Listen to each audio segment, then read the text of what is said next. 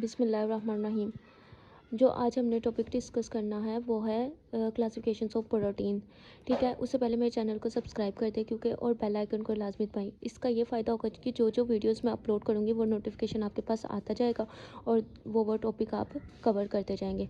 तो सबसे पहले हमने क्या पढ़ना है, classifications of protein. Proteins are classified into the two structure. ये बेसिकली हमारे पास टू स्ट्रक्चर्स में हम इसको क्लासीफाई करते हैं, एक फाइब्रस प्रोटीन्स और दूसरा हमारे पास कौन सी है, ग्लोब्यूलर प्रोटीन्स।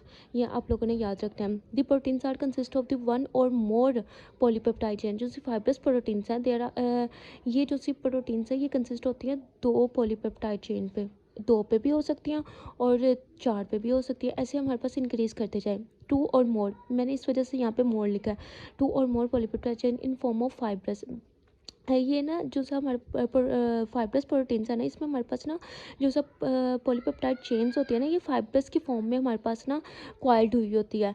तो इसमें हमारे पास ये होता है कि फाइब्रस हम उसको बोलते हैं जो उनसे रेशम के धागे जैसे नहीं होते, वैसे हमारे पास कॉइल्ड होती है। और पॉलीपेप्टाइड चेन्स हम इस वजह से कहते हैं कि हमारे पास प्रोटीन का स्ट्रक्चर किससे बना था, अमीनो एसिड से बना था ना। अमीनो एसिड से मिलकर हमारे पास प्रोटीन बनी थी और अमीनो एसिड से जब ज्वाइन हुए थे तो वो पॉलीपेप्टाइड चेन की सूरत में हमारे पास हुए थे। सीक्वेंस ऑफ अमीनो एसिड को पॉलीपेप्टाइड चेन की सूरत में हुए थे।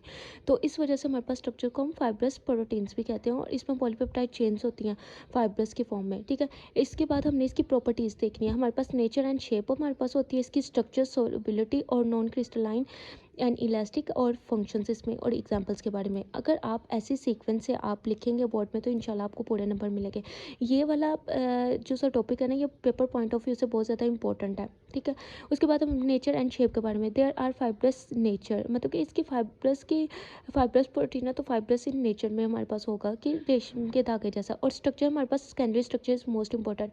मैंने यहाँ पे इस वजह से ये लगाए हैं निशान और कॉमर्स की आपको पता चले कि ये इंपॉर्टेंट है सेकेंडरी स्ट्रक्चर। आपको एमसीक्यूज आ सकता है कि फाइब्रस प्रोटीन्स पे हमारे पास कौन सा स्ट्रक्चर हमारे पास इंपॉर्टेंट होता है, तो ये हमारे पास secondary structure is very important. Secondary structure में हमने क्या पढ़ा था, अल्फा हेलिक्स और बीटा प्लेटो शीट पढ़ा था ना, जो उनसे क्वाइल्ड हुई होती हैं और हाइड्रोजन बॉन्ड इसमें मोस्ट इंपॉर्टेंट होता है। तो इसी वजह से हमारे पास सेकेंडरी, इसमें भी हमारे पास पॉलीपेप्टाइड चेन्स जो से होती है ना क्वाइल्ड हुई होती है। अब हम आते हैं सोलिबिलिटी पे। हमारे पास there are insolubles in water medium, ये हमारे पास इनसॉल्युबल होता है, मतलब कि वाटर में हमारे पास सॉल्युबल नहीं होता।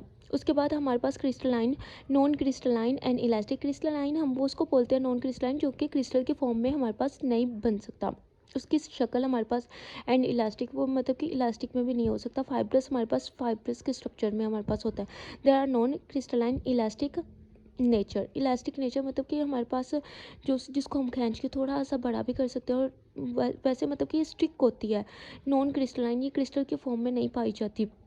और एंड इलास्टिक, और इलास्टिक की नेचर होती है। और हमारे पास जो सा होता है ना, हमारे पास जो सा फंक्शन होता है ना इसका, they are form different structures in the cells. ये हमारे पास different structures of the cells और ऑर्गन्स बनाते हैं। इसका फंक्शन ये होता है कि डिफरेंट स्ट्रक्चर बनाना। इसके एग्जांपल से आपको वाज़ेह हो जाएगा कि ये इसका फंक्शन मेन क्या है। ये हमारे पास structure in the cells and organs को बनाने के लिए भी हमारे पास यूज़ आउट होता है।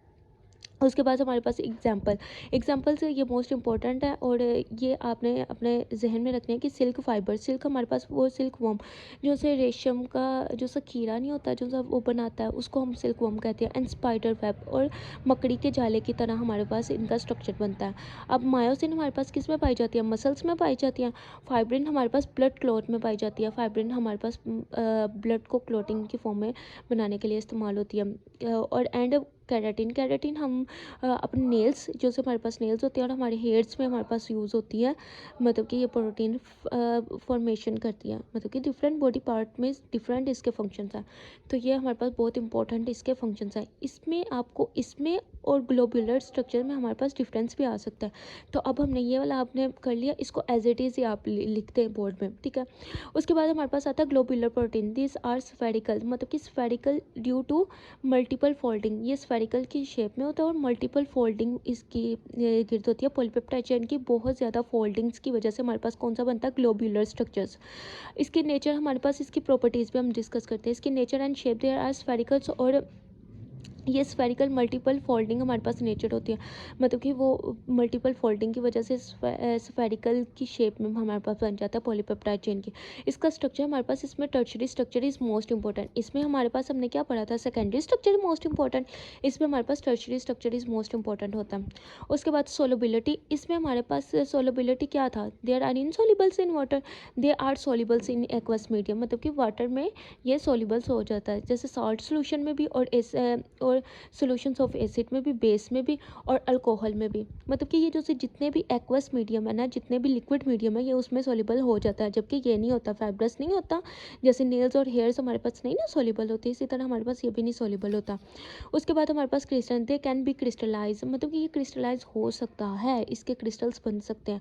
उसके बाद डिसऑर्गेनाइजेशन, इसमें बिगाड़ क्या होता है, बिगाड़ हमारे पास ये होता है कि इसमें डिसऑर्गेनाइजेशन वो change in the physical and physiological environmental, अगर इसमें बिगाड़ इस वजह से आ सकता है कि अगर हम इसमें चेंज कर देंगे, इसके फिजियोलॉजिकल इन्वायरमेंट को और फिजिकल शेप को हम चेंज करने की कोशिश करेंगे तो इसमें बिगाड़ आ सकता है।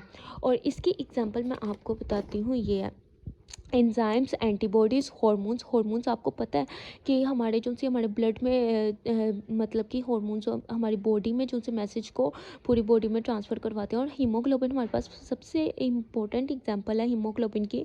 ये हमारे पास ब्लड प्रोटीन्स होती हैं जो कि हमारे पास ऑक्सीजन को कैरी करके वो पूरी बॉडी में लेके जाती हैं। तो इसमें आप लोगों ने फाइब्रस और ग्लोब्यूलर को बहुत ज़्यादा ध्यान से पढ़ना है। इसमें हमारे पास, अब मैं आपको बताती हूँ कि इसमें एमसीक्यूज़ हमारे पास कौन कौन से आ सकते हैं।